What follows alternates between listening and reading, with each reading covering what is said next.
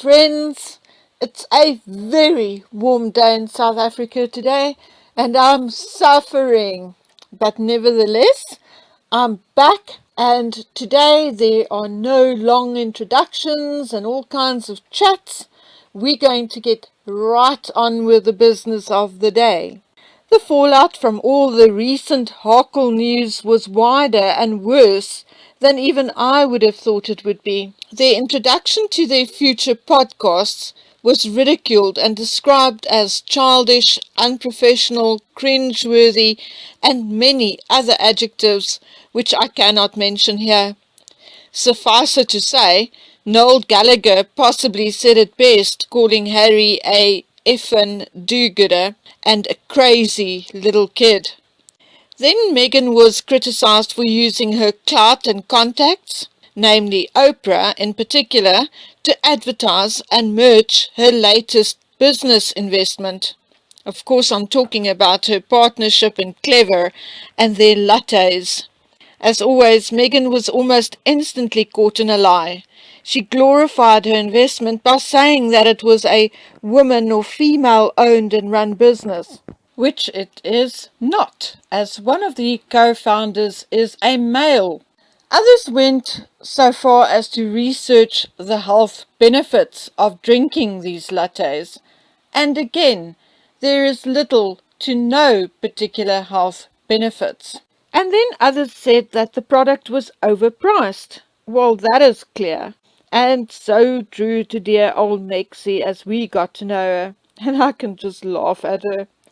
At the very least, we can give her 9 out of 10 for trying, whether it be trying to annoy us or anything else. However, with all this said and done, I heard a birdie whistle that this is not the end of it.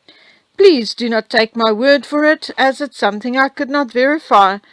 But that birdie told me that Megsie had signed a deal worth a couple of hundreds of thousands for a photo shoot with Archie. And the birdie also told me that we should look out for the People magazine. I truly hope that it's true, as I'm wondering whether Archie still looks like the Archie we saw in May 2020, or has his eye colour also changed, perhaps from brown to blue?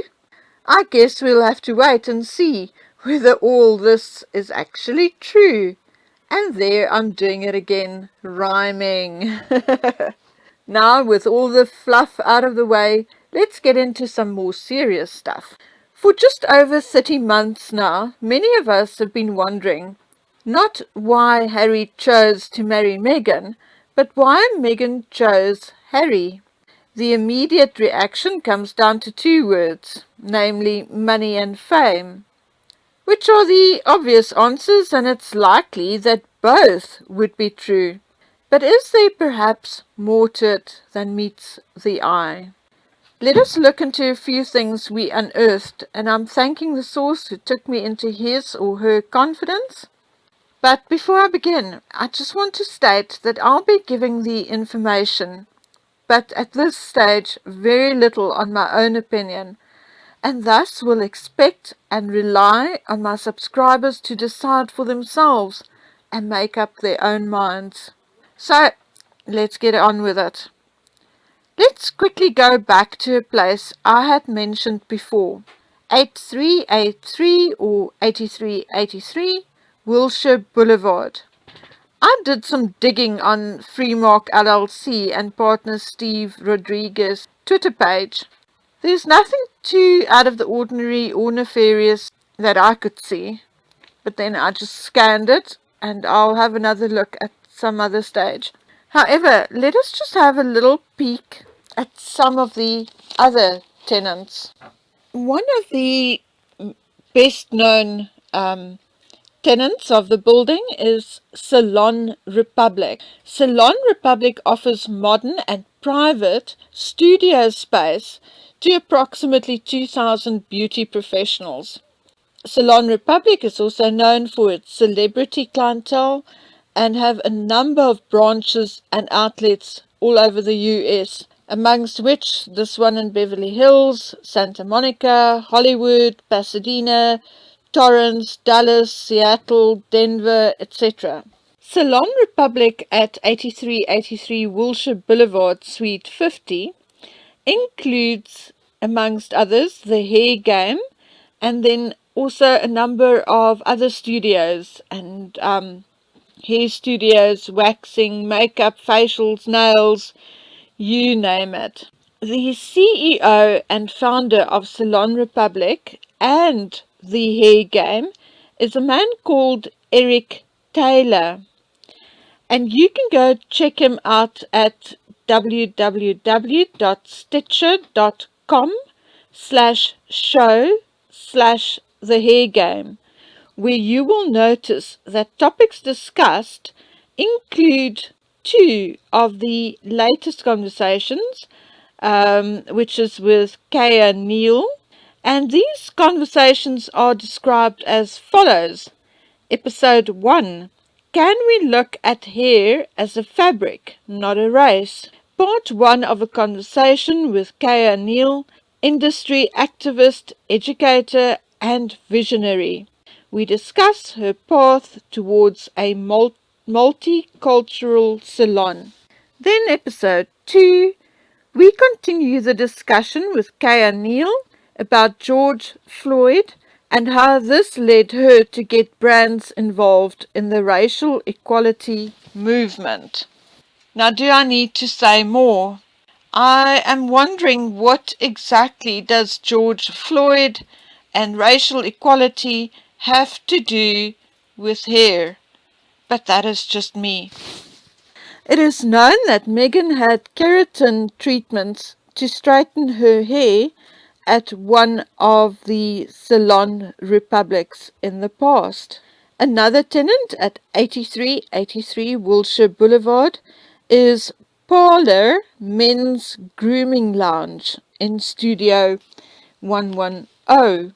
So, with Meghan's financial advisor and accountant situated in the same building, is 8383 Wilshire Boulevard, Meghan and Harry's one-stop shopping shop. Anyway, that is not all. I'm sure many of you are familiar with Dominion. You guys know Dominion, the company involved in, among other things, the voting machine controversy. I was told that they have or had an office in the same building. Something I cannot deny or confirm, as the current tenant list have a few anonymous tenants represented only by initials. I thought that it may, however, just be something interesting to mention in light of the Hunter James Biden and their dealings with the Chinese debacle, and Meghan and Harry's connection with the Bidens and their support of Biden and the Democratic Party. But more about that just a little later. So let's step away from Wilshire Boulevard and dig deeper and analyze some more facts concerning Meghan, Harry, and other connections.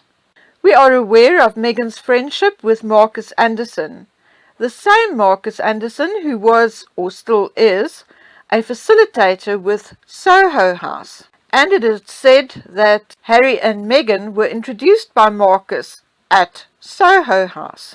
Now, the CEO of Soho House is Ron Burkle, who used to allegedly be a frequent flyer on the Lolita Express. However, we also know that Mr. Burkle owns his own jet, referred to as Ron Air. And here is where a clearer connection between Mr. Burkle and a certain Mr. Jeff becomes even more interesting. Both of them hosted and flew a well-known VIP regularly, one named Uncle Bill. Ron Burkle also raised in the region of $10 million for the Clintons, although it is said that he now has almost nothing to do with them. But hang on, Ron Burkle is also familiar with Prince Andrew, Sarah Ferguson and their daughters. So let us do a quick math exercise. We have Prince Andrew, who knew Mr. Jeff and Mr. Ron Burkle, who owns Soho House, where one of his right-hand men, Marcus Anderson, flaunted Meghan at various do's and even took her to the Invictus Games. Okay, think about that just for 1 minute. Okay, now, do you guys want to tell me that Prince Andrew did not meet Meghan Markle before she snagged his nephew? Highly unlikely. I'm of the opinion, and this is the only opinion that I'm going to give in this particular video, but I'm of the opinion that Prince Andrew had met Meghan Markle long before she met Harry.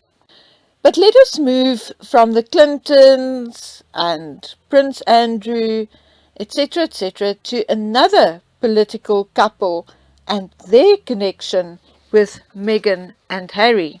It is rumoured and publicised that the Obamas had a strong friendship with Harry as well as William and Kate. It is said that the three of them had built a relationship over the years.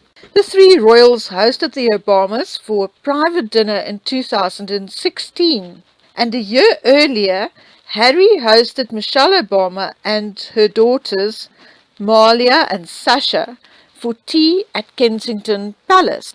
Michelle and Barack Obama also, as well as Joe Biden and his wife, supported Harry by attending his Invictus Games in Toronto. Harry and Michelle also appeared together for the first summit of the Obama Foundation in Chicago. According to the media, Meghan met Michelle Obama for the first time in December 2018.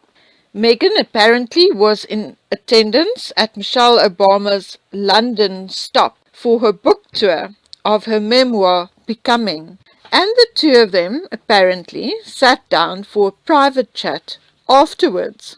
I, however, now have reason to think that that may not be quite true, but that Meghan had actually met the Obamas before, and that they were introduced by Ron Burkle. Okay, woo! What a rabbit hole! And there's more. But although there's so much more info to dissect and analyze, I think I'm going to leave it here for now. I think it is enough stuff for all of us to think about for one day. I'm not going to give you my opinion yet, but will do so, if necessary, once it had all been laid out. And I'll do that then in a whole separate video. For now, I think it's safe to say that I have proven Harry and Meghan's political affiliations and proven to you that their Zoom calls and videos in which they called on US citizens to vote can be legally deemed as tampering and interfering with the US elections. Furthermore, if Harry is indeed on a diplomatic visa, it makes matters even worse, as by doing so on a diplomatic visa will also mean that he had acted against international rules and laws applying to diplomats. So, my friends, after hearing all this information, what do you think? Did Meghan Markle bait and catch Harry for the money and fame? Or was there more to it? Do you think that she could possibly have been planted by some super rich or powerful backers? If you believe that this is plausible, then why do you think it was done? What could they have wanted to achieve with this? I'm looking forward to reading your comments on this in the comment section, believe me. Okay, I'll be back as soon as I can with some more revelations and some flabbergasting new information. I'll be posting throughout the week between Christmas and New Year, but for those of you who may be off somewhere or busy with family and friends, and unable to be here during that time. I wish you all a very Merry Christmas, lots of love, and virtual hugs from me. Until I see you on the next video, bye!